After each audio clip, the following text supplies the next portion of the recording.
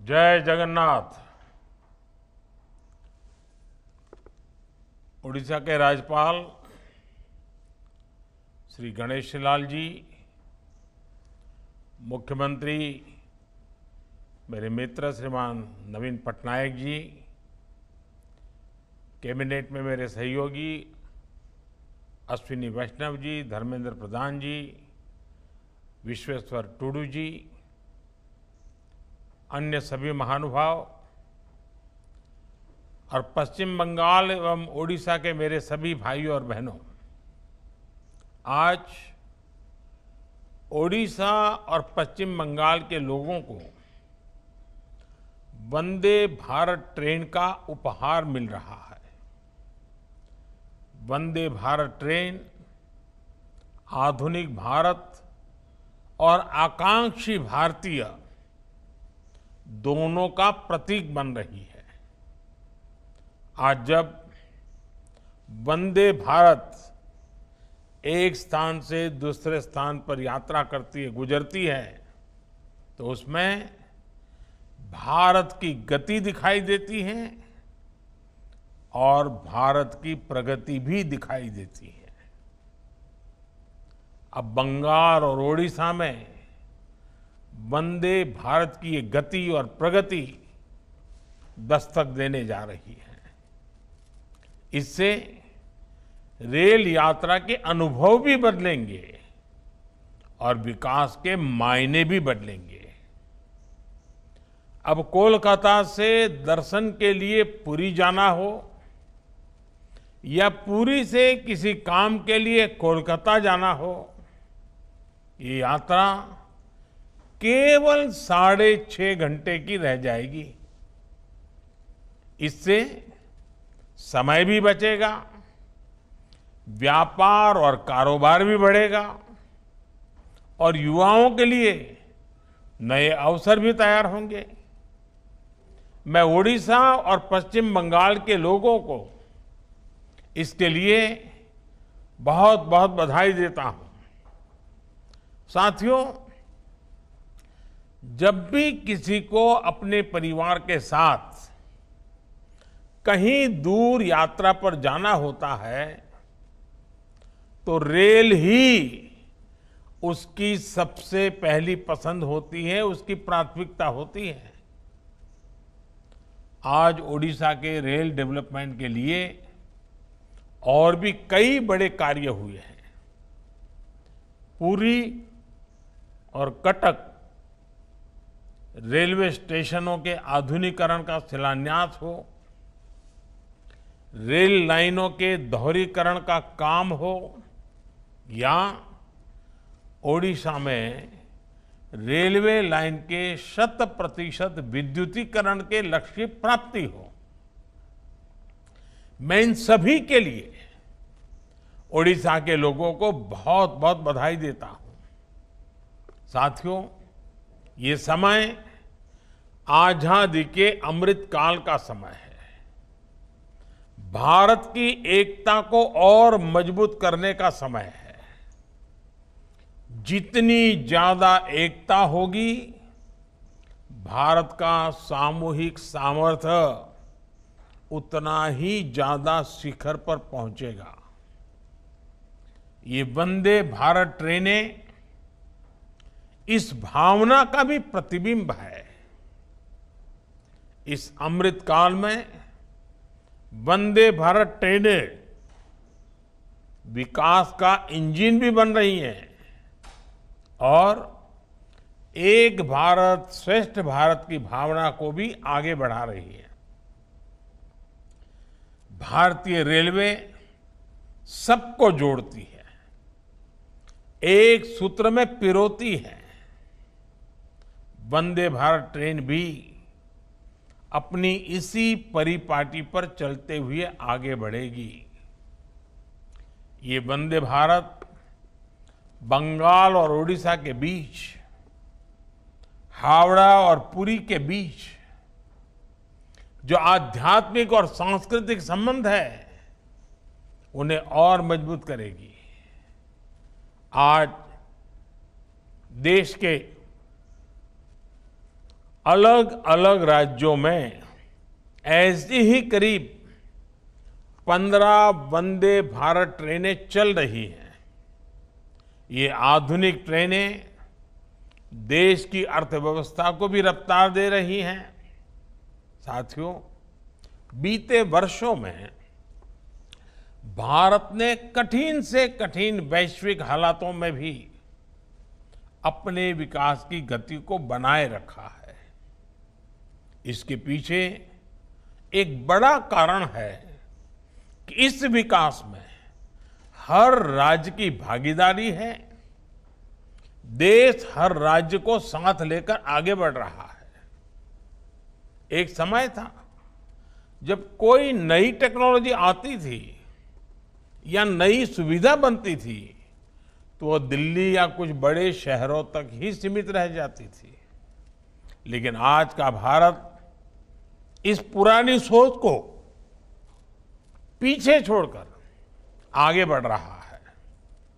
आज का नया भारत टेक्नोलॉजी भी खुद बना रहा है और नई सुविधाओं को तेजी से देश के कोने कोने में पहुंचा रहा है। ये वंदे भारत ट्रेन भारत ने अपने बलबूते ही बनाई है। आज भारत अपने बलबूते ही 5G टेक्नोलॉजी डेवलप करके उसे देश के दूर सुदूर क्षेत्रों में ले जा रहा है। भारत ने कोरोना जैसी महामारी की स्वदेशी वैक्सीन तैयार करके भी दुनिया को चौंका दिया था। और इन सब प्रयासों में समान बात यह है कि ये सारी सुविधाएं किसी एक शहर या एक राज्य तक सीमित ही नहीं रही, बल्कि सबके पास पहुंची, तेजी से पहुंची। हमारी ये वंदे भारत ट्रेनें भी अब उत्तर से लेकर दक्षिण तक, पूरब से लेकर पश्चिम तक देश के हर किनारे को स्पर्श करती हैं। भाइयों और बहनों, सबका साथ सबका विकास की इस नीति का सबसे बड़ा लाभ आज देश के उन राज्यों को हो रहा है जो विकास की दौड़ में पीछे छूट गए थे। पिछले 8-9 वर्षों में ओडिशा में रेल परियोजनाओं के बजट में काफी वृद्धि की गई है। 2014 के पहले 10 वर्षों में यहां हर वर्ष औसतन 20 किलोमीटर के आसपास ही रेल लाइनें बिछाई जाती थी, जबकि साल 2022-23 में यानी सिर्फ एक साल में ही यहां 120 किलोमीटर के आसपास नई रेल लाइनें बिछाई गई हैं। 2014 के पहले 10 वर्षों में यहां ओडिशा में 20 किलोमीटर से भी कम लाइनों का दोहरीकरण होता था। पिछले साल ये आंकड़ा भी बढ़कर 300 किलोमीटर के आसपास पहुंच गया है। ओडिशा के लोग जानते हैं कि करीब 300 किलोमीटर लंबी खोर्दा बोलांगीर परियोजना कितने वर्षों से लटकी हुई थी। आज इस परियोजना पर भी बहुत तेजी से काम चल रहा है। हरिदासपुर पारादीप नई रेल लाइन हो, टीटलागढ़ रायपुर लाइन का दोहरीकरण और विद्युतीकरण हो, जिन कामों का इंतजार ओडिशा के लोगों को वर्षों से था, वो अब पूरे हो रहे हैं। आज ओडिशा देश के उन राज्यों में है जहां 100% रेल नेटवर्क का इलेक्ट्रिफिकेशन हो चुका है। पश्चिम बंगाल में भी 100% 100% इलेक्ट्रिफिकेशन के लिए तेजी से काम चल भी रहा है।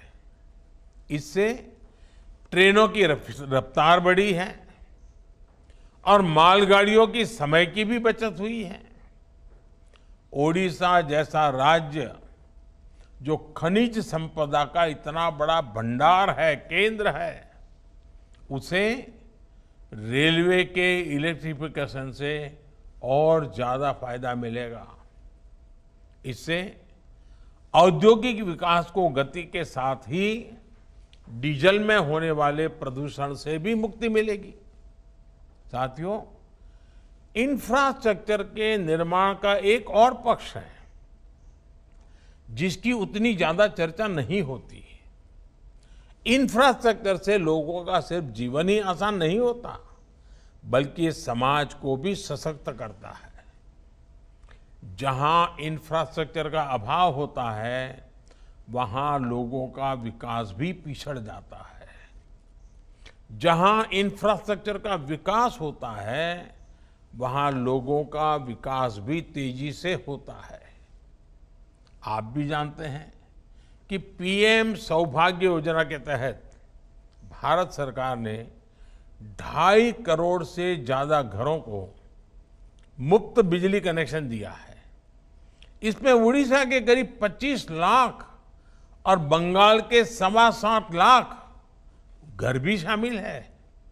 अब आप सोचिए, अगर ये एक योजना नहीं शुरू हुई होती तो क्या होता। 21वीं सदी में आज भी 2.5 करोड़ घरों के बच्चे अंधेरे में पढ़ने के लिए, अंधेरे में जीने के लिए मजबूर रहते।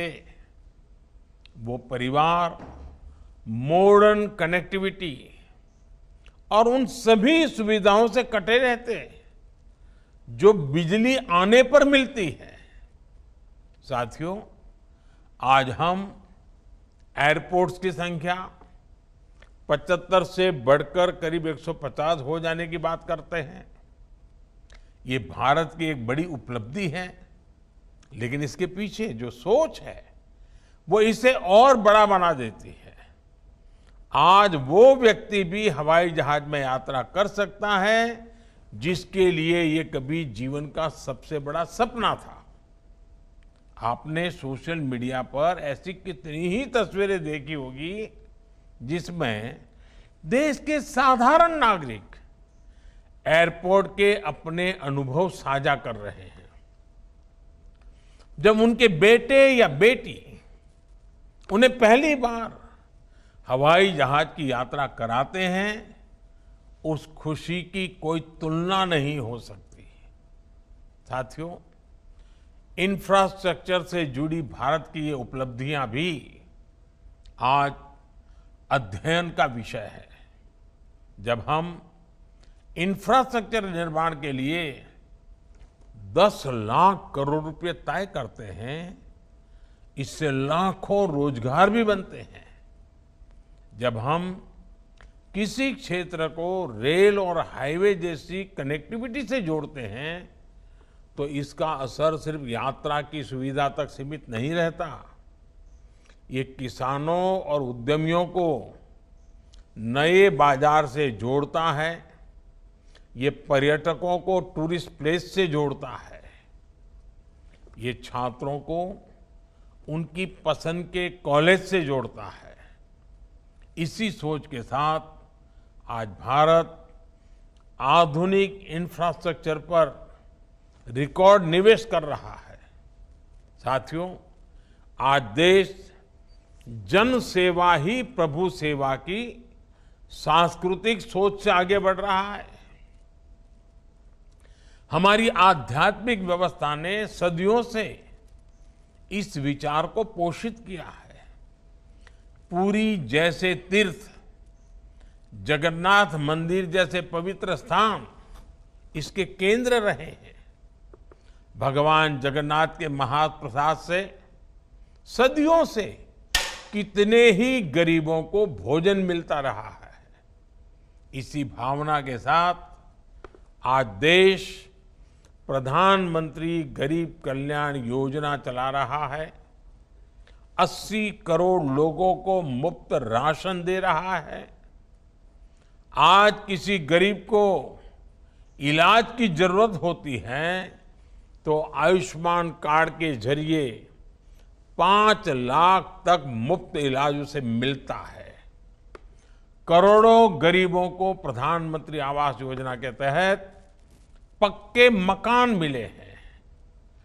घर में उज्ज्वला का गैस सिलेंडर हो या जल जीवन मिशन के तहत पानी की सप्लाई हो, आज गरीब को भी वो सब मौलिक सुविधाएं मिल रही हैं जिनके लिए उसे पहले बरसों इंतजार करना पड़ता था। साथियों, भारत के तेज विकास के लिए भारत के राज्यों का संतुलित विकास भी उतना ही आवश्यक है।